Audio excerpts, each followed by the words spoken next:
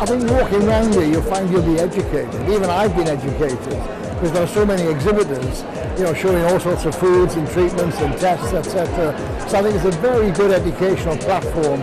Very interesting. Lots of things here that we thought wouldn't be here. But yeah, no, it's been really good. It's just nice to be in an area where I can eat everything. It's been worth the trip basically because it's opened up the amount of things that I thought I couldn't have anymore.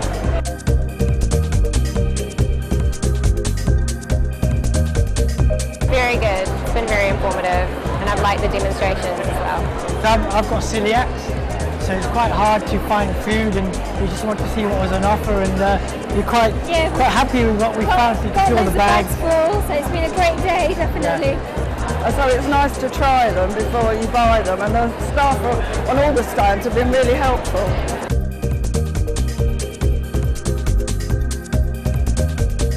It's been brilliant. I'm from Australia, so coming over here a year ago, it was hard to try and find new things. So it's been great. There's a lot of new products, and it's good to be able to try a different variety.